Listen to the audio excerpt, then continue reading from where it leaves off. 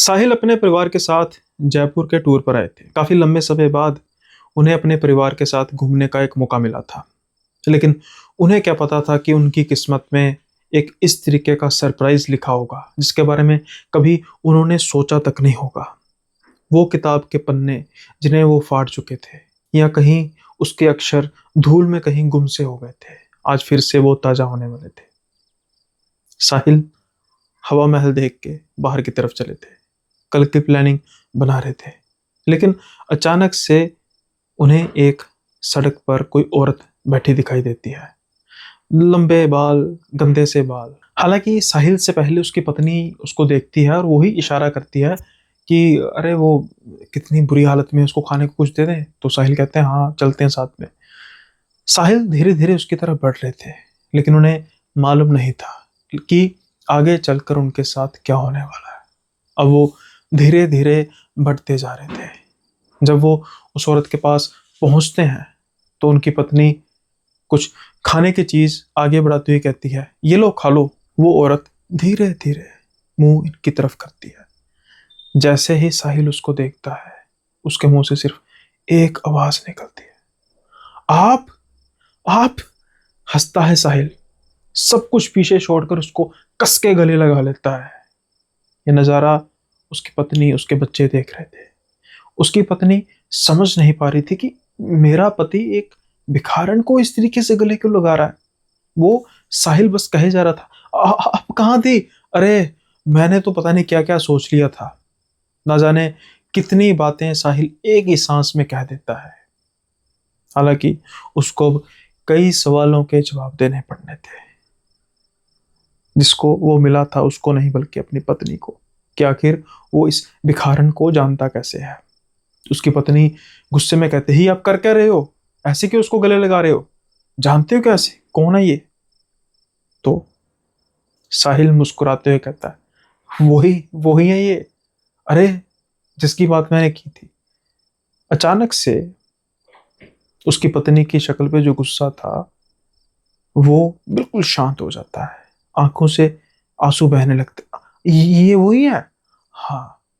जल्दी से उनको खड़ा किया जाता है, कैब बुलाई जाती है और हॉस्पिटल की तरफ जाया जाता है।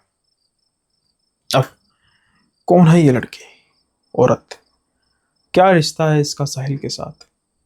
क्या उसने अपनी पत्नी को ऐसा बताया था कि जैसे ही उसकी पत्नी को पता लगता है कि ये औरत है कौन, उसका गुस्सा भी शांत हो जाता है। एक भिखारन का साहिल के साथ क्या रिश्ता? साहिल जो कि बिहार का रहने वाला है, मुंबई में कई सालों से काम कर रहा है। जयपुर में उसको इस लड़की के साथ, जयपुर में जो रह रही है उसके साथ क्या रिश्ता हो गया, जानते हैं इस किस्से में। लेकिन शुरू करने से पहले गुजारिश है, नए हैं तो सब्सक्राइब करना मत भूलिएगा, साथ के साथ ही बेल आइकन को प्रेस जरूर कीजिएगा, लाइक हाइप और कमेंट जरूर कीजिएगा। जो रेगुलर व्यूअर्स हैं उनको पता ही है आपने क्या करना है, बार बार मैं कहना सही नहीं समझता। अब साहिल का किस्सा कहाँ से शुरू होता है? एक बिहार के छोटे से इलाके से मुंबई जैसे बड़े शहर में हर रोज लाखों लोग सपने लेकर आते हैं। ज्यादातर का सपना शायद एक्टर बनना ही होता है, लेकिन हर कोई तो बन नहीं सकता। सो कुछ ऐसे लोग होते हैं, या यूं कहें कि काफी बड़ी तादाद ऐसे लोगों की भी होती है जो अपनी रोजी रोटी के लिए आते हैं, क्योंकि उस इलाके में जहाँ से वो आए होते हैं वहां पर रोजगार के इतने संसाधन होते नहीं है। तो मुंबई एक ऐसा शहर है जहाँ पर कोई ना कोई रोजगार तो मिल ही जाता है। 24 घंटे चलने वाला शहर कुछ ना कुछ तो दे देता है, कम से कम भूखा तो नहीं मरने देता। यही चीज सोचकर लाखों लोग अपने सपने सजाकर यहाँ पर आते हैं। साहिल भी उन्हीं में से एक था। जो वो अपने गांव से इस शहर में आया, उसको भली भांति पता था कि यहाँ पर सिर्फ और सिर्फ अपनी रोजी रोटी ही कमानी है। थोड़ी बहुत तनख्वाह मिलेगी, थोड़ा बहुत घर भेजेंगे, बाकी तो रहने में खाने में ही चला जाएगा। अब उसकी नौकरी लग जाती है एक रेस्टोरेंट में। यह restaurant basically almost 24 hour service देता था। ऑलमोस्ट 24 आवर सर्विस का मतलब क्या था कि तकरीबन ये रात के 3 बजे, यानी कि सुबह के 3 बजे तक ओपन होता था। सुबह के 3 बजे से लेकर 6 बजे तक वैसे तो ये बंद हो जाता था, लेकिन उसका एक सेपरेट अहाता टाइप था जहाँ पर जो रेडीमेड स्नैक्स थे वो मिलते थे। सो कुल मिलाकर 24 घंटे होता था। रेडीमेड स्नैक्स जैसे पैटीज हो गई या फिर सैंडविचेस हो गए जिसने जिसने नॉर्मली खाने हैं। बाकी अदरवाइज जो मेन मेन्यू या जो मेन कोर्स होता था वो 6 बजे से दोबारा नाश्ता शुरू हो जाता था और रात के 2:30-3 बजे तक ये चलता रहता था। इन 2-3 घंटों में बहुत ज़्यादा रश भी नहीं होता था और कुछ जो भी वहाँ पर वर्कर काम करते थे उनको रेस्ट करने के लिए भी मिल जाता था। हालांकि शुरू शुरू में साहिल की जो ड्यूटी थी वो दिन के समय में लगी। इस रेस्टोरेंट की मुंबई में कुछ ब्रांचेस भी थी, 3-4 ब्रांचेस थी और ये ब्रांच सबसे व्यस्त ब्रांचेस में से एक थी। लेकिन जैसे जैसे रात होती जाती थी या कह सकते हैं कि रात का अगला पहर शुरू होता था तब तब भीड़ कम होती जाती थी। दिन के समय में साहिल काफ़ी ज़्यादा बिजी रहता था। अब उसका एक कारण ये है कि दिन के समय में साहिल को काम करने का मज़े आता था। इतनी भीड़ होने के बावजूद कि टिप काफ़ी मिलती थी। अब तनख्वाह जो होती थी उसका एक और हिस्सा अच्छा खासा टिप में भी मिल जाता था। तो साहिल इस बात से खुश था। उसकी प्रेजेंटेशन काफ़ी अच्छी थी, बात करने का तरीका लहजा सब कुछ अच्छा था। इस वजह से उस पर ग्राहक कुछ ज़्यादा ही मेहरबान होते थे। लेकिन किस्मत को कई बार कुछ और ही मंजूर होता है। अब कुछ महीने काफ़ी अच्छे से जॉब करता है साहिल और फिर अब उसकी ड्यूटी बीच बीच में रात को भी लगनी शुरू हो जाती है। अब रात के समय में जो ग्राहक होते थे उनकी भी भीड़ कम होती थी, उसके हिसाब से टिप भी कम होती थी। हालांकि काम काफ़ी कम होता था लेकिन साहिल को ये चीज़ पसंद थी नहीं।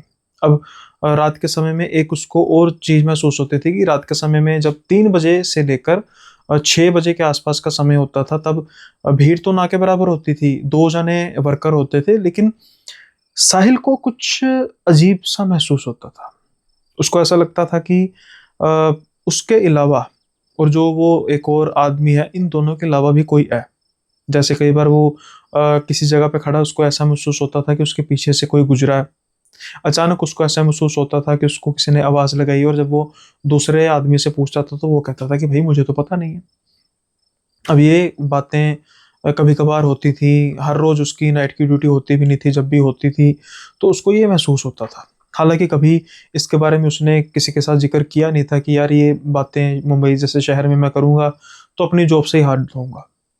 एक और चीज़ थी, एक बड़ी खास बात थी जो शायद अ, इसी रेस्टोरेंट में थी कि इस रेस्टोरेंट में सीसीटीवी कैमराज ही नहीं थे, जो कि शायद एक नॉर्म भी है मुंबई में कि होने ज़रूरी है। मुझे पक्का तो नहीं पता लेकिन इस सिर्फ यानी कि और भी ब्रांचेस में जैसे कई बार साहिल किसी ब्रांचेस में जाता था डेपुटेशन पे, जैसे कोई अगर छुट्टी पे है वहाँ पर भीड़ है तो इसको भेज देते थे।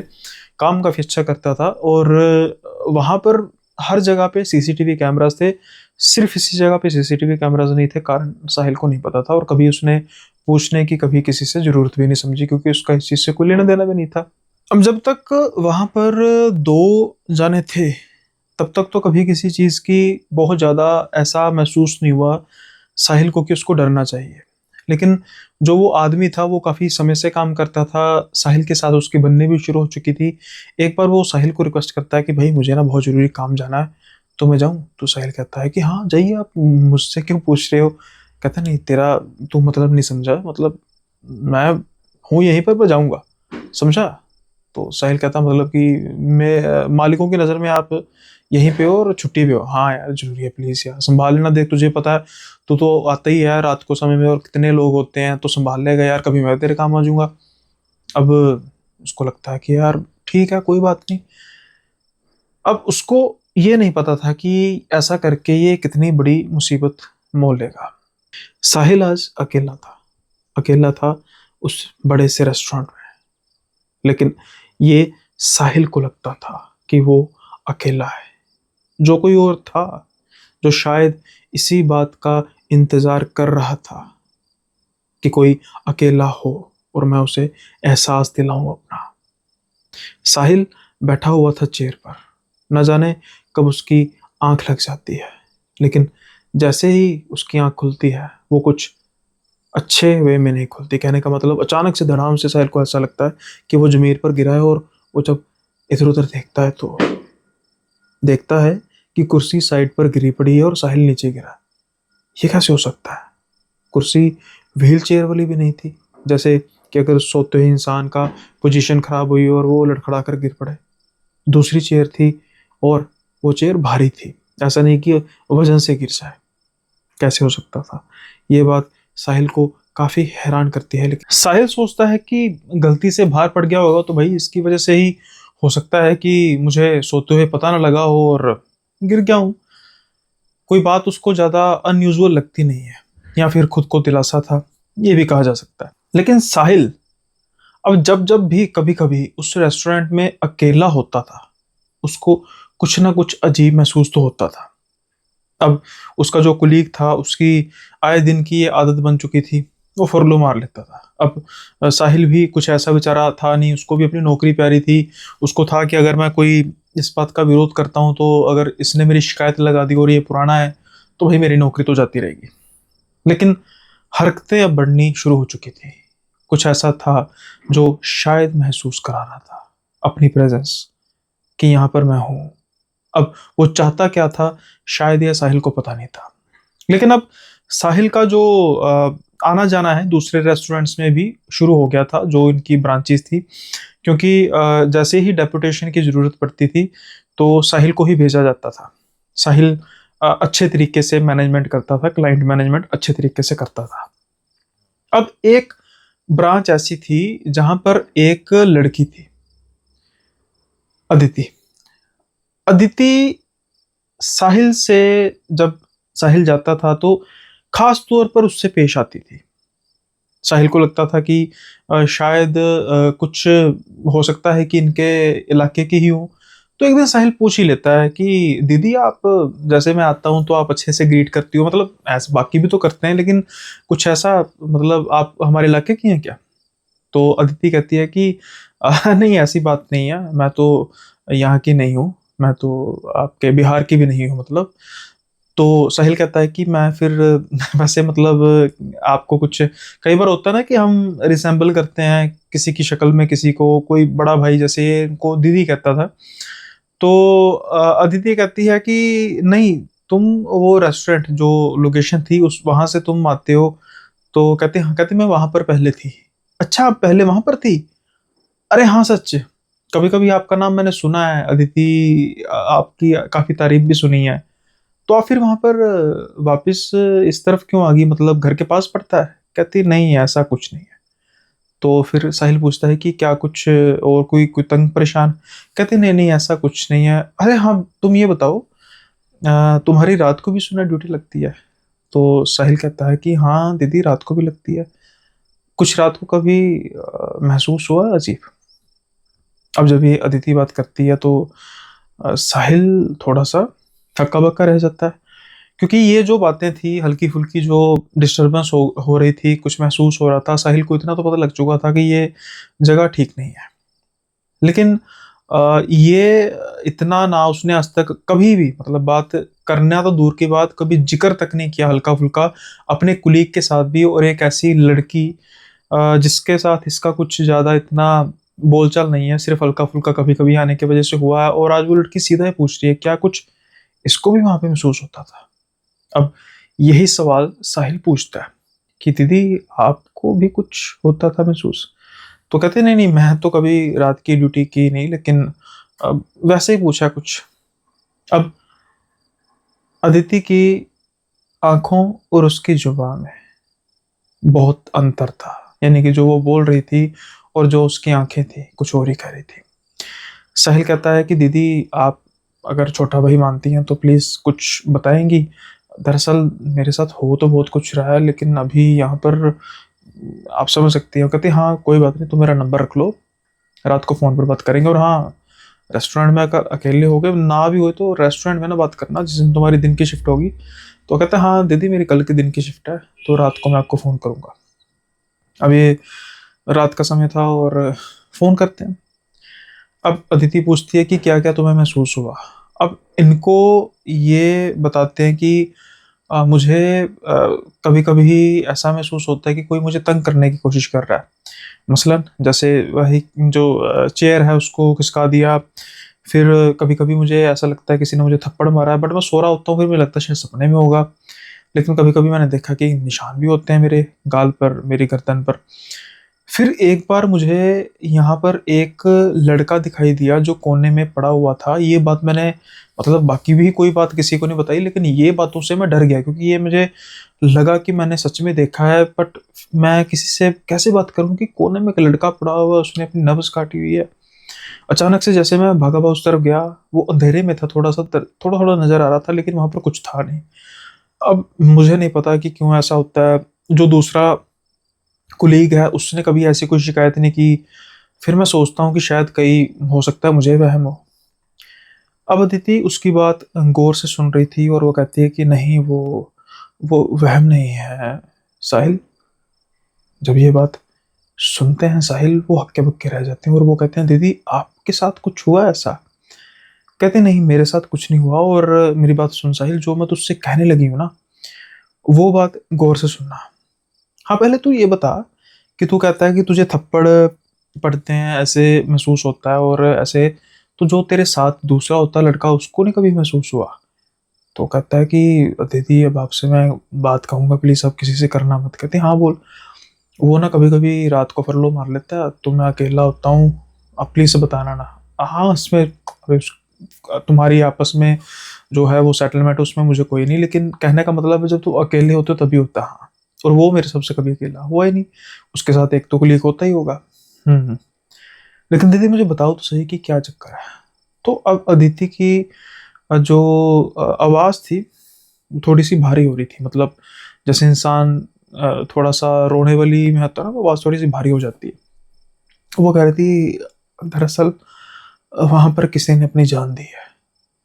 अब जब ये बात साहिल सुनता है तो वो हक्का बक्का रह जाता है। स्टाफ ने मतलब? हाँ हाँ स्टाफ ने। कौन है दीदी या कौन था? वो वो राहुल था साहिल। ये राहुल कौन था साहिल? वो मैं और वो इसी रेस्टोरेंट में काम करते थे।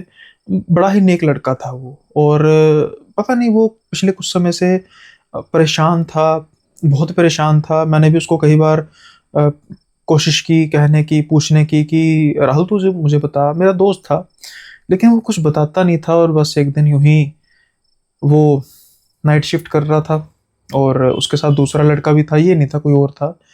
और वो कहता है कि बस मैं कुछ देर अंदर सोना चाहता हूँ, मुझे तंग मत करना, परेशान मत करना, मेरी तबीयत थोड़ी खराब लग रही है। और दूसरा लड़का के साथ अच्छी बनती तो कहता है ठीक है मैं संभाल लूंगा। वैसे भी ये वही टाइम होता था 3 से 6 बजे के बीच के जगह पर अगर कोई कस्टमर आता भी था तो सिर्फ स्नैक्स जो होते थे रेडीमेड वही ऑफर किए जाते थे। तो वो उस कमरे में जाता है जहां पर तुमने उसको कई बार कोने में देखा, और उसके बाद फिर वो कभी जिंदा वापस नहीं आया। उसकी लाश मिलती है खून से लथपथ। उसने अपने आप को खत्म किया था। अब ये बात जब सुनते हैं साहिल हक्के बक्के रह जाते हैं, और उनकी समझ में कुछ नहीं आ रहा था कि भाई मैं अब इसके बारे में क्या बोलूं। यानी कि जो वो सोच रहे थे, जो वो समझ रहे थे, वो सब कुछ ठीक था, यहाँ पर कुछ समस्या थी। तो फिर ये पूछते हैं कि दीदी आप? हाँ मैं, मेरी यादें जुड़ी थी साहिल। अब एक इंसान जिसके साथ एक अच्छी दोस्ती हो वो उसी जगह पे खत्म कर ले अपने आप को, तो तुम समझ सकते हो कि क्या क्या मनोदशा होगी। मैं वहां पर काम नहीं कर पाई। फिर कुछ समय बाद मैंने रिक्वेस्ट की कि अगर आप मुझे दूसरी ब्रांच में ट्रांसफ़र नहीं करोगे तो फिर मैं रिज़ाइन कर दूंगी। अब मेरा काम अच्छा था तो इसकी वजह से मैं मुझे उन्होंने ट्रांसफ़र कर दिया। ओके। तो उसके घर वालों का कुछ कहते बस, कभी उन्होंने भी नहीं कहा कि पूछा कि मतलब क्या हुआ, वो हमें भी कुछ नहीं बताता था। उन्होंने यही कहा आपको कुछ बताया नहीं मेरे साथ। कभी उसने ये बात शेयर नहीं की कि वो परेशानी में है। ना जाने उसने क्यों अपने आप को खत्म कर लिया, ये कह के वो रोने लगी। अब साहिल का दिमाग फट गया कि भाई ये मैं क्या सुन रहा हूँ, और सच में एक यहाँ पर एक ऐसी आत्मा हो है जिसको शायद मुक्ति नहीं मिली। क्या करना चाहिए उसकी मुक्ति के लिए? अब इसने बात करनी शुरू की साहिल ने कि दीदी कुछ ना कुछ तो करना होगा, अगर उस बेचारे की आत्मा भटक रही है तो फिर हमें कुछ ना कुछ तो करना होगा। अब वो कहती है कि बताओ हम क्या कर सकते हैं। मैं भी जानती हूँ कि जीते जी तो शायद वो दुखी रहा, लेकिन मरने के बाद उसकी आत्मा तो कम से कम ऐसे ना भटके ना, उसको मुक्ति मिलनी चाहिए। अब ना ये बात करनी शुरू करता है, कहता है मैं चलो बात देखता हूँ क्या किया जा सकता है। थोड़ा बहुत इन चीज़ों में साहिल इंटरेस्ट लेना शुरू करता है, कई बार किसी बाबा से मिलना, किसी से मिलना। लेकिन वही होता था, एक तो फीस काफ़ी ज़्यादा होती थी और दूसरा भाई अब बेगानी जगह पे तंत्र मंत्र कोई कैसे परफॉर्म करेगा, ये तो पॉसिबल था नहीं। जैसे वो कहते थे कि जहाँ पर उसकी मौत हुई है वहाँ पर हवन किया जाएगा, ऐसे किया जाएगा, लेकिन वो बात बननी नहीं थी। अब जब ये साहिल अकेला होता था तो उसको महसूस होता था, लेकिन अब उसका डर थोड़ा कम हो चुका था और वो सिर्फ कप कप आती हुई आवाज में कहता था कि भाई राहुल, मैं कोशिश करूंगा भाई तुझे मुक्ति दिलाने की, तो चिंता मत कर। लेकिन हरकतें ऐसी चलती रहती थी, कभी वो सीरियस उतरने की कोशिश करता, उसको ऐसा लगता किसी ने धक्का दिया है। ऐसी कई और चीजें थी, जो छोटी छोटी बातें हैं जो आमतौर पर रूटीन में होती थी, जिसके बारे में डिस्कस करने का फायदा कोई नहीं। लेकिन एक बार साहिल का ध्यान जाता है, वैसे ही वो कुछ जो पीसी होता है, इसका रेस्टोरेंट का पीसी होता है, वहां पर वो कुछ स्क्रॉल कर रहा था और स्क्रॉल करते करते करते करते यही चीज़ों को स्क्रॉल कर रहा था कि कैसे किसी की आत्मा को मुक्ति मिले या किसी आत्मा से बात कैसे की जाए। इनका ध्यान जाता है विजी बोर्ड पर, या उजिया बोर्ड या विजी बोर्ड जो भी उसको कहते हैं। अब ये ना तसल्ली से टाइम लगा के, मतलब उसका जो कुलीग था वो था अवेलेबल, तो डर नहीं था, तो वो अपना कर रहा था, अपना काम कुम कर रहा था। तो ये तसल्ली से अच्छे तरीके से सारे का सारा उसका पढ़ते हैं सिस्टम कि भाई क्या होता है। आत्मा आती तो हमारी मर्जी से है, लेकिन जाती तो अपनी मर्जी से है। फिर इनको ये होता है कि भाई ये जो आत्मा है ये तो भाई सही आत्मा है, मतलब कम से कम ये अदिति दीदी को तो जानती है, तो अगर वो जाने को कहेंगे तो चली जाएगी। अब ना ये काफ़ी एक्साइटेड हो चुके थे, रात का समय था, उस समय तो वो अदिति को फ़ोन कर नहीं सकते थे, तो इसलिए जैसे ही 10-11 सुबह के बजते हैं तो इनका फ़ोन जाता है, दीदी आपसे बात करनी है। हाँ बोलिए। मुझे एक रास्ता मिला है, लेकिन है थोड़ा सा खतरनाक। कौन सा रास्ता, किस चीज़ की बात हो रही है? वही राहुल की आत्मा। अच्छा अच्छा, तो क्या रास्ता, जल्दी बता मुझे, कैसे उस बेचारे को मुक्ति दिलाई जा सकती है? अब जब वो बात करता है कि ऐसा ऐसा एक विजी बोर्ड होता है, हालांकि वो होता महंगा है लेकिन उसको बनाया भी जा सकता है, कुछ रिचुअल्स होते हैं जिसको फॉलो करना होता है, उससे आत्मा आ जाएगी उसके। और ये चीज़ है कि वो उसके बाद जाएगी अपनी मर्जी से, तो फिर आपके साथ डिपेंड करता है कि आप उसको मना पाओ। वो कहते हैं हाँ उसको मना दूंगी, मैं मना दूंगी, हो सकता है ये मजाक तो नहीं, कि ये सब कुछ फ्रॉड तो नहीं है, तो दीदी क्या होगा, हमें ट्राई करने से क्या हर्ज है। खैर, अब इनकी सलाह बनती है, करना इन्होंने वहीं पर था जहां पर उसकी मौत हुई थी। अब ये कोई ना कोई बहाना बनाने लगे हैं कि जो रात के समय में वो लड़का है, जो दूसरा इनका कुलीग है, उसको ये फरलो मराएंगे, भाई जहाँ मैं देख लूंगा। तो ऐसे ऐसे 1-2 दिन करते करते इन्होंने पहले बनाया था प्रोग्राम कि जैसे ही वो जाएगा, अदिति इस रेस्टोरेंट में आएगी। सीसीटीवी कैमरास थे नहीं, जब उसकी मौत हुई थी लड़की की, उसके बाद उन्होंने पता नहीं रिमूव कर दिए थे, डोंट नो। तो ये आएगी और ये दोनों आके रिचुअल परफॉर्म करेंगे। जैसा इन्होंने प्लान किया था हूबहू वैसा ही होता है। अब ये विजी बोर्ड बिछा कर बैठे हुए थे, बनाकर बैठे हुए थे और रिचुअल शुरू कर देते हैं। शायद नहीं, शायद नहीं, वो नौसिखिया ही थे। कुछ देर बाद इनको कुछ आवाज़ें आनी शुरू हो जाती हैं। सबसे पहले ऐसा कुछ लग रहा था कि कुछ छोटे छोटे बच्चे हैं जिनके रोने की आवाज़ें आ रही हैं, लेकिन जैसे ही एक आवाज़ आती है अदिति, अदिति हैरान रह जाती है, कंप कपाती हुई आवाज में, राहुल। अब कोई आवाज नहीं आ रही थी। ये पूछते हैं साहिल, आप राहुल ही हो ना? अब इन्होंने जो भी उसके साइंस बनाए हुए थे विजी बोर्ड के, उस पर रिस्पॉन्स आता है हाँ। बस ये वो मौका था जहां पर अदिति भावनाओं में बह जाती है, वो ऊंची ऊंची रोना शुरू कर देती है और कहती है कि क्यों तुमने अपने आप को खत्म किया, क्यों तुमने मुझसे कभी बात क्यों नहीं की? क्या मैं तुम्हारे लिए इतनी पराई हो चुकी थी? हर बात तुम मुझसे करते थे, हम साथ रहना चाहते थे, लेकिन तुमने हमेशा के लिए एक दीवार खड़ी कर दी। प्लीज प्लीज अब शांत हो जाओ। साफ तौर पर जाहिर हो रहा था कि जो अदिति और राहुल का रिश्ता था वो सामान्य रिश्ता नहीं था, वो एक प्रेमी और प्रेमिका का रिश्ता था। अदिति को राहुल ने शायद कुछ नहीं बताया, वो बस गुपचुप तरीके से चला गया उसकी जिंदगी से, सबकी जिंदगी से है। लेकिन अदिति अब बस यही बार बार दोहरा रही थी कि शांत हो जाओ, शांत हो जाओ राहुल। अचानक से विजी बोर्ड हिलता है। अब कुछ आवाजें आने लग पड़ी थी। कुछ ही समय पहले ये आवाजें इन्होंने सुनी थी, वो बच्चों की आवाजें। वो आवाजें अब कुछ ज्यादा होती जा रही थी। ऐसा महसूस हो रहा था कि वो आवाजें आसपास आसपास कुछ घूम रहे हैं, बच्चे घूम रहे हैं। जैसे ही इन दोनों की आंख खुलती है, इनकी चीखें निकल जाती हैं, क्योंकि इनके आसपास कई बच्चे थे जले हुए चेहरों के साथ, और वो आसपास भागे जा रहे थे। ये जल्दी से वीजी बोर्ड को समेटते हैं, रिचुअल बाकी पूरा नहीं करते, जो भी था बाहर की तरफ भागते हैं। अब अदिति तो भाग सकती थी, साहिल कैसे भाग सकता था? वो मोड़ तक जाता है, दीदी को कहता है कि आप जाओ, आप जाओ, मैं देख लेता हूँ। अब वो बाकी का समय सुबह होने तक रेस्टोरेंट के बाहर ही खड़े रहते हैं। अंदर जाने की इनकी हिम्मत नहीं थी। अब इन्होंने एक ऐसा पोर्टल खोल दिया था जिसका शायद शायद बहुत बड़ा हर्जाना भुगतना पड़ना था। अब जो ये बच्चे थे, खास तौर पर अदिति और साहिल को तंग करने लग पड़े। ये सपनों में आते थे, चिल्लाते थे, जैसे वो शांत होकर कहीं बैठे थे, और अदिति और साहिल ने इनको परेशान कर दिया। जीना दुर्लभ हो चुका था। अदिति को सपने इतने खतरनाक आते थे कि रात को वो उठती थी, फिर उसके बाद सो नहीं पाती थी। दोनों के काम पर इफेक्ट पड़ना शुरू हो चुका था। इन्होंने सोचा कि हम अपना रिचुअल जो है उसको पूरा नहीं कर सके, क्यों ना हम एक बार से फिर रात के समय में वो रिचुअल करेंगे और बच्चों को कहेंगे कि आप जहां पर हो वहां पर चले जाओ। ये इनको करना ही पड़ना था अपने आप को बचाने के लिए। फिर से वही प्लान किया जाता है, उसको रफा दफा किया जाता है, कुलीग को फरलो कराई जाती है, और ये फिर से वीसी बोर्ड बनाकर शुरू करते हैं। अब बच्चों की आवाजें पहले अचानक से जो आ रही थी इनके आसपास दोबारा से, वो थमनी शुरू हो चुकी थी, लेकिन किसी और की आवाज आने लगी, हंसने की। अब जब वो पूछता है, साहिल, क्या राहुल तुम ही हो? रिस्पॉन्स आता है, नहीं।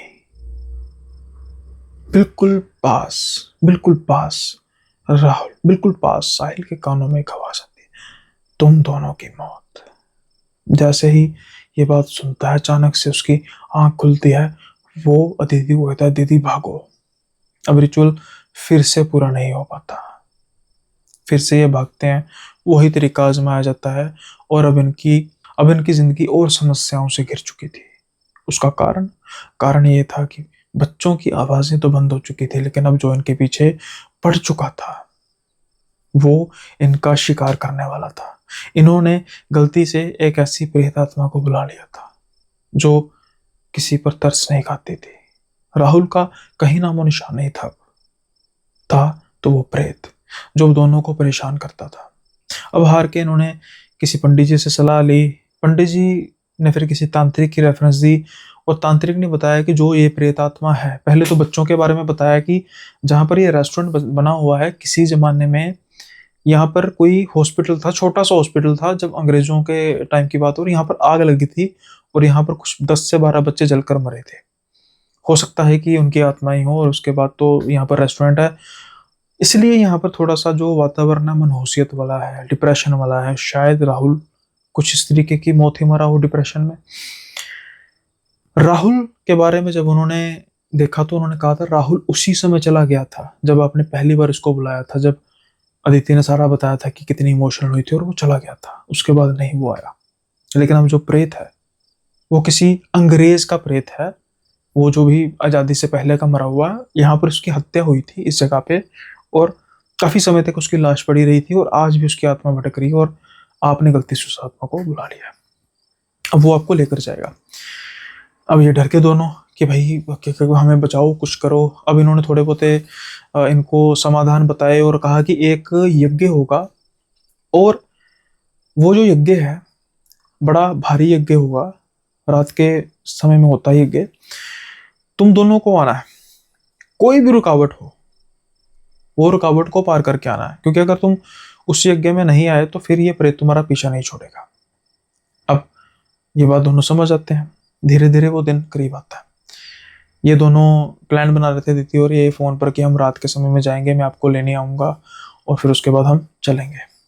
अब क्या होता है कि साहिल बस तैयारी कर रहा था और अचानक से इसका दरवाज़ा खटकता है। साहिल दरवाज़ा खोलता, उसके सामने एक बच्चा था। बच्चा भी कुछ ऐसा था जैसे कोई, कहने का मतलब बस्ती टाइप में रह रहा, मतलब इतनी वेशभूषा नहीं थी, और जैसे थोड़ा सा डस्ट वगैरह लगती है वैसा। वो कहता है वो तांत्रिक जी ने आपको बुलाने के लिए भेजा है। तो मैं तो आ रहा था बेटा। नहीं, उन्होंने कहा है कि साथ में आना, जरूर आना। अब ये सोचते हैं कि अच्छा, इनका दिमाग काम करता है। ये जल्दी से फ़ोन उठाते हैं। फ़ोन उठाने के बाद ऐसे फ़ोन करते हैं, अच्छा पंडित जी, वो तांत्रिक जी ने कोई लड़का भेजा है। कौन सा लड़का? अरे कोई बच्चा है, वो कह रहा है कि तांत्रिक जी ने बुलाया। अरे हमने कोई नहीं भेजा, और कहा था ना कोई भी रुकावट है, ये रुकावटें ध्यान रखो। पीछे देखते हैं कोई बच्चा नहीं था, ये समझ चुके थे। अब ये जल्दी से अदिति को फ़ोन लगाते हैं, लेकिन उसका नंबर नहीं लग रहा था। इनको डर था कहीं ऐसा ही कुछ उसके साथ ना हो जाए। भागते हैं कैब लेकर, पहुंचते हैं वहां पर। जाते हैं फ्लैट में, अदिति होती नहीं। नीचे आके सिक्योरिटी गार्ड से पूछते हैं, अदिति कहाँ पे? कहते वो तो गई थोड़ी देर पहले। कहाँ? अरे वो किसी टैक्सी में बैठी थी, वो चली गई, अकेली थी। साहब बात बोलो एक। हाँ बोलो। थी तो वैसे अकेली, लेकिन पता नहीं वो कैसा ऐसे बिहेव कर रही थी जैसे उसके साथ कोई है, और हमें तो कोई नजर नहीं आ रहा था। मैं समझा नहीं। अरे जब वो गाड़ी में बैठने लगी ना, तो वो पहली बात बड़ी हड़बड़ी में थी, बहुत जल्दी में थी, जैसे पता नहीं क्या हो रहा है, कुछ ट्रेन छूट रही है। फिर ना वो जब दरवाजा खोलती है, वो पता नहीं क्या बोलती है, मैं भी सुन के हैरान। बेटा जल्दी बैठो, लेट हो जाएंगे। और फिर वो लेटती है और फिर वो बैठ जाती है। अब ये सुनने की देर थी और ये अपने माथे पर हाथ रख लेते हैं। उस प्रेत का माया जाल काम कर चुका था अदिति पर, क्योंकि वो जो बच्चा किसी भी रूप में इनके पास आया था, ये तो समझ चुके थे, लेकिन अदिति नहीं समझ पाई। अब ये पहुंचते हैं तांत्रिक के पास। तांत्रिक को सारी बात बताते हैं और वो कहते हैं कि वो प्रेत उसे लेके आ। मुझे नहीं पता वो बच पाएगी कि नहीं, लेकिन तुम्हारा इलाज करते हैं। वे रोते रहते हैं, इन्होंने अपना इलाज कराया। उसके बाद कभी भी प्रेत, कभी भी उसका साया इन पर नहीं पड़ा। लेकिन उसके बाद अदिति कभी नजर नहीं आई। इन्होंने हर जगह ढूंढा, हर जगह। इनके घर गए, एफआईआर कराई, टैक्सी के बारे में पूछा। टैक्सी वाले ने कहा कि भी मुझे एक जगह पे उतरने के लिए कहा था, वहां पे उतर गए। मुझे क्या पता कहाँ पे गई हैं। सब कुछ पता कराया, वहां पर कुछ सीसीटीवी कैमरे थे, वहां पर अदिति उतरती हुई नजर आई तक। और ऐसा लग रहा था कि वो किसी को कर रही है कि दूसरा भी साथ में उतरे, लेकिन कुछ था नहीं। उसके बाद वो कहाँ गायब हुई, किसी को कुछ नहीं पता। साहिल की हिम्मत जवाब दे गई थी। उसको पता था कि शायद अब अदिति इस दुनिया में नहीं है, वो प्रेत उसका शिकार कर चुका है। लेकिन जब आज इतने बरसों बाद उसने अदिति को देखा, पहचान लिया, वो जिंदा थी। जयपुर कैसे पहुंची नहीं पता। ट्रीटमेंट कराया जाता है, यादाश्त वो भूल चुकी थी। फिर उसके परिवार वालों के पास लेकर जाया जाता है। परिवार वाले भी खुश होते हैं, भाई इतने बरसों बाद मिली है। धीरे धीरे उसका ट्रीटमेंट होना शुरू होता है, और कुछ 3 बरसों बाद जाकर उसकी जो यादाश्त है वो आती है, और फिर वो बताती है कि मेरे साथ हुआ क्या। वही जो साहिल के साथ होते होते रह गया। अदिति अपने फ्लैट से निकलने लगी थी, उसे बच्चा दिखाई देता, कहता है जल्दी चलो दीदी, पंडित जी ने कहा कि अभी के अभी चलो। मैंने तुम्हें फोन लगाने की कोशिश की, पर तुम्हारा फोन नहीं लग रहा था। फिर फिर मैं चल पड़ती हूँ, और जब मैं गाड़ी में बैठती हूँ, वो लड़का बस ऐसे बुत बन कर बैठा था। वो जो टैक्सी वाला था, वो भी अजीब तरीके से मेरी तरफ देख रहा था कि ये किसकी तरफ बार बार देख रही है। अब मुझे पता लगा कि वो तो था ही नहीं। जब मैं टैक्सी से उतरी हूँ, उसके बाद मुझे कुछ याद नहीं मैं कहाँ गई, मुझे कुछ याद नहीं मैं यहाँ पर कैसे आई, कुछ नहीं याद मुझे सच में। बस वहां तक याद था जब मैं टैक्सी से उतरी थी। अब शायद वो परमात्मा की ही शक्ति थी कि उसकी जान बच गई, लेकिन इतना संताप भुगता, फिर भी जान तो बची। अब क्या कहा जा सकता है ऐसे किस्सों को लेकर, ऐसी बातों को लेकर। सच में बड़ा ही एक मार्मिक किस्सा था, और शुक्र है कि उसकी उसकी जान बच गई और समहाउ राहुल भी जो है वो आज़ाद हो चुका है होगा, क्योंकि कभी उसके बाद जैसे उसका कांटेक्ट नहीं हुआ वीजी बोर्ड के द्वारा दूसरी बार भी। लेकिन वो प्रेत शायद अभी भी वो किसी शिकार की तलाश में होगा, इसलिए सतर्क रहें, सावधान रहें। उम्मीद है ये किस्सा आपको पसंद आया होगा। पसंद आया तो लाइक शेयर सब्सक्राइब करना मत भूलिएगा। और अब हम बढ़ते हैं अगले किस्से की ओर। अगला किस्सा भी कुछ अजीब से तरीके का है। कुछ पुरानी ऐसी स्मृतियां होती हैं जो शायद कहीं ना कहीं वंश की ओर वो चल पड़ती हैं। एक बड़ी साधारण सी लड़की, अच्छी लड़की, डिसेंट लड़की, उसकी गांव में एक ही सहेली है। उसकी गांव में एक ही सहेली है, सोनिया। प्रीति और सोनिया दोनों बचपन में एक साथ पली बढ़ी। अब जब प्रीति अपने ननिहाल जाती थी तो ननिहाल के दो रास्ते थे। एक रास्ता जो बिल्कुल सीधा था, छोटा था, कभी उस रास्ते पर उसको लेकर नहीं जाया गया। दूसरे रास्ते पर ही हमेशा जाते थे। ऐसा नहीं था कि उस रास्ते को उनका ननिहाल यूज नहीं करता था, लेकिन उसके बारे में कभी उसको पता नहीं था।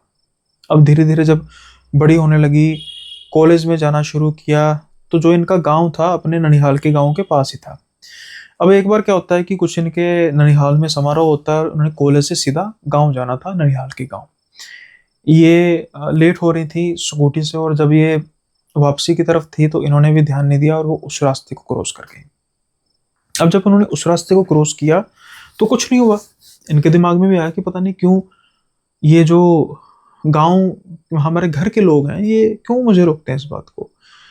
हाँ, एक चीज उन्होंने नोट की थी कि बिल्कुल एक तालाब के पास एक छोटा सा स्टेज बनी हुई है। बड़ी ऐसा लग रहा था कि जैसे शमशान घाट की वो चिता होती है उसी वैसे स्टेज होती है, लेकिन क्यों ऐसी क्यों हो सकता है, शायद कोई छोटी सी स्टेज हो, कुछ इस तरीके का था। लेकिन उन्होंने गौर नहीं किया और कभी बताया भी नहीं कि वो इस रास्ते से गई है। लेकिन जब वो अपने गांव पहुंची तो फिर अब उनकी जो जिंदगी थी वो तकरीबन बदल चुकी थी, क्योंकि अब जो कारण था उस जगह पर ना जाने का वो बाद में पता लगेगा। लेकिन हुआ क्या, अचानक से उसके स्वभाव में एक परिवर्तन आना शुरू हो जाता है। जो प्रीति सबसे बड़े प्यार से बात करती, मीठी आवाज, अब वो सबसे बड़ी बदतमीजी से बात करती और कहती, बदला नहीं लिया गया ना तुमसे मेरा, मैं लूंगी बदला। जब पहली बार ये बात करती है उसकी माँ सन की सन रह जाती है और कहती है, नानी आप कैसे? हंस के कहती है, तेरे पर था विश्वास, लेकिन तुमने उन तांत्रिकों को दिखाकर मुझे फिर से बाहर निकाल दिया। अब ये मेरा वंश जो है अब लेगा बदला, नहीं छोड़ूंगी उसको। साफ जाहिर हो चुका था कि शायद ये बात हो रही है प्रीति की परनानी की।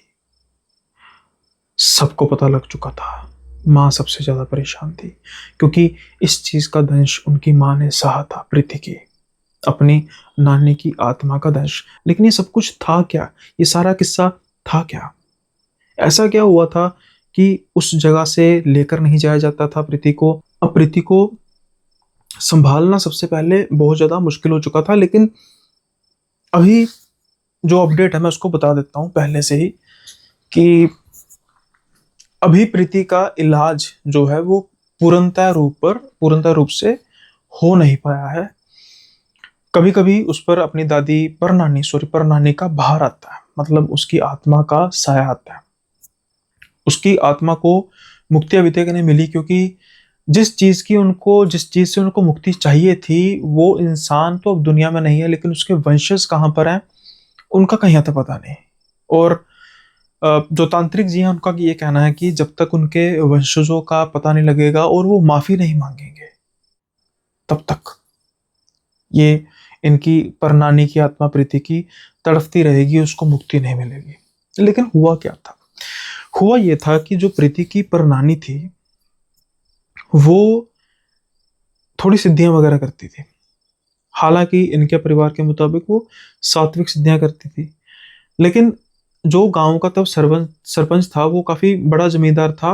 उसने ये अफवाह फैला दी थी कि ये जो प्रीति की परनानी है, यानी कि इनकी माँ की नानी है, वो डायन है, वो लोगों पर काला जादू करती है। और जमाना था अंग्रेजों का, और ये जो सरपंच वगैरह थे ये अंग्रेजों के पिट्ठू थे। तब लॉ एंड ऑर्डर का आप समझ सकते हैं कि जो जिसके पास पैसा था, जो इनका पिट्ठू था, वही सब कुछ था। क्या होता है कि जो स्टेज थी, जो स्टेज या जिस जगह से इनको जाने नहीं दिया जाता था, उसी स्टेज पर लिटाकर इनकी नानी को लोहे की जंजीरों से बांधकर आग लगा दी गई थी। अब सुनने में आता है कि जो सरपंच था उसने जानबूझकर ये अफवाह फैलाई थी, जो बाद में चीजें होनी शुरू हुई, क्योंकि जो इनकी परनानी थी काफी खूबसूरत थी और वो परनानी के साथ इनकी गलत करना चाहता था। लेकिन वो ऐसी नहीं थी, हालांकि वो सिद्धियां वगैरह करती थी, लेकिन वो कुछ ऐसी सात्विक सिद्धियां होती थी, कुछ ये काले जादू की नहीं होती थी। लेकिन जब उसने देखा कि नहीं हाथ आएगी, तो उसने फिर अफवाह फैलानी शुरू कर दी और धीरे धीरे गांव वालों को इकट्ठा करके उसको बेचारे को जला दिया। अब उसके बाद क्या होता है कि जो ये सरपंच है ये बहुत जल्दी गांव छोड़कर चले जाता है, क्योंकि शायद उसको पता लग चुका था कि ये बात खराब हो चुकी है। क्योंकि जब वो मर रही थी, मरने से पहले उसने बहुत ऊंची ऊंची चीख कर कहा था कि बदला लूंगी, बदला लूंगी। उसके बाद कहते हैं कि भाई वो इंग्लैंड वगैरह शिफ्ट हो गए। यहाँ से जमीनें, बहुत जमीनें थी, सब बेच बूझ के पता नहीं क्या हुआ, वो इंग्लैंड शिफ्ट हो गए। और उसके बाद कोई उनका आता पता नहीं कि भाई अब उनके वंशज है भी या नहीं, कहाँ रह रहे हैं। तो अब ये बेचारी तब से भटक रही हैं। कहते हैं कि एक बार उनके वंशज गांव देखने आए थे, तो तब इनकी माँ पर वो सवार हो गई थी। उसके बाद फिर शायद उनको पता लग गया होगा, फिर वो निकल गए, तो फिर ये ठीक होगी। ये फिर तांत्रिक जी ने कर दिया था मना कि इस जगह से कोई नहीं निकलेगा, क्योंकि वहां पर अभी भी इनकी आत्मा का वास है। इसलिए इनको, प्रीति को भी नहीं जाने दिया जाता था। खासतौर पर उनके घर की कोई लड़की नहीं जाती थी। और अब जब प्रीति गई तो ये हाल है। अब तांत्रिकों का तो ये कहना है कि जब तक वो परिवार का वंशज जो है वो आकर माफी नहीं मांगेगा, तो तब तक तो भाई कुछ मुश्किल ही है। लेकिन फिलहाल जो और उपाय हैं उसके बारे में काम कर रहे हैं। प्रीति अब ठीक है भी और नहीं भी है। जब ठीक होती है तो बिल्कुल ठीक होती है, लेकिन जब कुछ दिक्कत आती है तो फिर बहुत दिक्कत आती है। ये था किस्सा प्रीति का, और उम्मीद करता हूँ कि बेचारी जो प्रीति है उसका दुख दूर होगा। अब समय आ चला है किस चीज़ का, कमेंट्स का। तो सबसे पहले कमेंट्स ऑफ द डे पढ़ते हैं और देखते हैं कि आज का कमेंट ऑफ द डे क्या है और इसके बाद किसका होगा। So let's see. और हाँ, कमेंट ऑफ द डे में ऐसा नहीं है जैसे मैंने कहा था कि तारीफ की होगी, उसमें क्वेश्चन भी हो सकता है, उसमें फीडबैक भी हो सकता है, सुजेशन भी हो सकती है, क्रिटिक भी हो सकता है और तारीफ भी हो सकती है। तो मैं चाहता हूँ कि जो स्टार्ट है वो थोड़ा सा, हाँ, अगर किसी ने भाषा का ख्याल नहीं रखा होगा तो वो ऐड नहीं होगा, चाहे जितना मर्जी उसने अच्छा क्रिटिक किया हो। अब स्टार्ट छोटे से करते हैं भाई। ये एक है कमेंट ऑफ द डे। मैं भाई इसको बता रहा हूँ इसलिए कि चलो उन्होंने सवाल पूछा है, अब थोड़ा सा उस पर भी प्रकाश डाल देते हैं। ये के पांडे हैं। ये कह रहे हैं कि भाई तुम फिर गेस्ट बुलाते ही क्यों हो जब तुम सुनाते हो स्टोरी। के पांडे जी, आपका मैंने कमेंट ऑफ द डे इसलिए लिखा है कि शायद आपकी ऑब्जर्वेशन में गलती लगी होगी, लेकिन इसके बावजूद कि अगर आपकी ऑब्जर्वेशन में गलती ना भी लगी और उसने फिर भी आपने कमेंट किया, तो शायद आपका कोई सीरियस कंसर्न होगा, आपको सुनने में थोड़ी सी दिक्कत आती होगी या हिंदी में दिक्कत आती होगी। तो मैं इसलिए इस पॉइंट से रख रहा हूँ, और मैं चाहता था कि कमेंट ऑफ द डे को मैं क्रिटिकल बना कर रखूँ, ताकि लोग ज़्यादा क्रिटिकल होकर बात करें, ना कि बस सिर्फ तारीफ ही करें। के पांडे जी, ये है एपिसोड सीके बिस्ट भाई का the haunted city of skin walkers. जब भी मेरे जो चैनल है, सबको पता है, इसमें 3 तरह का कंटेंट आता है, वैसे बेसिकली 2 तरह का, लेकिन 3 तरह का कैसे मैं बताता हूँ। एक जो मैं स्टोरीज नरेट करता हूँ जैसे अभी कर रहा हूँ, एक पॉडकास्ट आते हैं। पॉडकास्ट का डेकोरम क्या होता है, गेस्ट होस्ट। लेकिन तीसरा जो मैंने बनाया वो है डिस्कशन मोड। डिस्कशन मोड का डेकोरम मैंने ये बनाया खुद से भाई, क्योंकि उसका कारण ये है कि भाई एक जैसा ही कंटेंट चलता रहेगा तो लोग बोर हो जाते हैं, तो थोड़ा सा डिफरेंस तो होना चाहिए। अब उसमें क्या होता है कि कहानी मैं शुरू करता हूँ, अगर फॉलोअप में कुछ मिलती जुलती कहानी गेस्ट को आती है या जो डिस्कशन कर रहे हैं उनको आती है, तो वो बोल देते हैं, नहीं तो अदरवाइज हम उस पर डिस्कशन करके क्लोज कर देते हैं। शुरू मेरे से ही होगा। अब जो मुझे जानते हैं वो जानते हैं कि भाई मैं एज ए गेस्ट भी पॉडकास्ट जाता हूँ और मेरी कहानियों को पसंद किया जाता है। तो भैया मैं अपने चैनल पर अगर कहानी ना सुना तो फिर ऐसा तो नहीं है ना, ठीक है। अब ये चीज़ जो है इसको मैं कहता हूँ डिस्कशन मोड, और इसमें कोई गेस्ट और कोई होस्ट नहीं होता। अब इतनी सी बात अगर आपको समझ नहीं लग रही, समझ सकता हूँ कि शायद अगर मैंने ये बात बोली ना होगी तो फिर कैसे समय लगेगी, बट जब मैं इन बातों को बोल रहा हूँ, इन बातों को बोल रहा हूँ पॉडकास्ट शुरू होने से पहले कि भाई ये डिस्कशन मोड है जिसमें मैं शुरू करूंगा, उसके बाद भी आपको समझ नहीं लग रही तो भाई बड़ी दिक्कत की बात है। आई होप आप समझ पाए होंगे। मैंने आपको रिटर्न में भी जो यानी कि कमेंट का रिस्पॉन्स किया, उसके बावजूद अगर आप नहीं समझ पाए तो फिर भाई मैं कह नहीं सकता कि क्या दिक्कत है, कहाँ पर दिक्कत है, कम्युनिकेशन कहाँ पर गैप आ रहा है। खैर ये था आज का comment of the day, start with the critical comment. और इसके अलावा जो नया है, मेंबरशिप ओनली वीडियो अपलोड हो चुका है लुधियाने की खूंखार चुड़ैल। जैसा मैंने कहा था भाई इतनी अजीब सा किस्सा है और आप प्लीज़ इसको गो थ्रू कीजिए।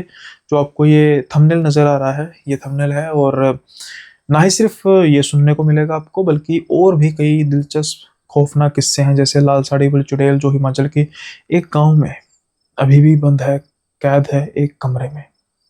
दूसरा, भूतों की बारात पंजाब के जंगलों में आज भी भटकती है। या फिर एक ऐसा सफ़र एक प्रेत आत्मा का, क्या टैक्सी ड्राइवर उस सफ़र को पूरा कर पाएगा, या फिर आज भी वो दिल्ली की सड़कों पर भटक रही है। या फिर एक ऐसा मंगेतर जो जान का दुश्मन बना है अपनी ही मंगेतर का, मंगेतर नहीं उसका प्रेत। या फिर मुर्दों की ट्रेन। या फिर एक ऐसी आत्मा जो शिकार करती है दूसरी आत्माओं का, लेकिन क्या इस बार उसका शिकार सच में हो पाता है या नहीं। एक ऐसी बेचारी प्रेग्नेंट औरत जिसका बड़ी बेरहमी से खून किया जाता है एक प्रेत आत्मा के द्वारा। या फिर बच्चों का कब्रिस्तान जहाँ की फुटेज मैंने खुद ही रिकॉर्ड किया है, आप उसको देख सकते हैं। ऐसे ही कई किस्से हैं जो आपको मात्र 29 रुपये पर मंथ यानी कि 1 रुपये से भी कम पर डे में सुनने को मिलेंगे। चाहे तो आप सब्सक्राइब कर सकते हैं, उसको ज्वाइन कर सकते हैं। डिस्क्रिप्शन में ही ज्वाइन का लिंक भी मिल जाएगा और साथ में एक और लिंक मिलेगा कम्युनिटी का। चाहे तो आप हमारी कम्युनिटी को ज्वाइन कर सकते हैं। कम्युनिटी में चहल पहल थोड़ी कम है क्योंकि मेंबर्स ही कम है, लेकिन जैसे जैसे मेंबर बढ़ते जाएंगे चहल पहल भी बढ़ती जाएगी। तो आप भी जल्दी से कम्युनिटी को ज्वाइन कीजिए। कुछ डिस्कशन करनी है, कुछ सजेशन देनी है तो आप वहाँ पे कर सकते हैं।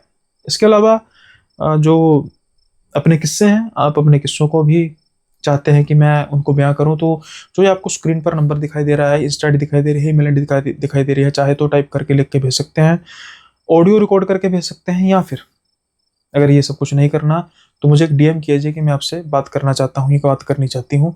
अगर कुछ कंटेंट में दम लगा तो हम बात करेंगे और उसको फिर मैं नरेट करेंगे। या फिर आप चाहते हैं कि आप अपने किस्सों को खुद ही नरेट करना चाहते हैं तो पॉडकास्ट का मंच आपके लिए खुला है। पॉडकास्ट में आइए, अपने किस्सों को बताइए, क्योंकि आप ही नहीं, आपसे पहले कई ऐसे सब्सक्राइबर्स हैं जो इस चैनल पर आ चुके हैं। दीपक शर्मा बेहद बढ़िया पॉडकास्ट किया, मेहुल बहुत बढ़िया पॉडकास्ट किया, भावेश बहुत बढ़िया पॉडकास्ट उनके जाते हैं, नवदीप उनके भी पॉडकास्ट अच्छे जाते हैं। ये ऐसे कई चेहरे हैं जो एज अ सब्सक्राइबर मेरे चैनल पर आ चुके हैं। मैं चाहता हूँ आप भी उनमें से एक बने। तो ये था आज का एपिसोड। उम्मीद करता हूँ कि दोनों किस्से आपको पसंद आए होंगे। पसंद आए तो लाइक शेयर सब्सक्राइब कर देना और साथ के साथ ही बेल आइकन को प्रेस कर देना, हाइप करना मत भूलिएगा। मिलते हैं आपसे अगले एपिसोड में नए किस्सों के साथ। तब तक के लिए बाय बाय, अपना ख्याल रखिए।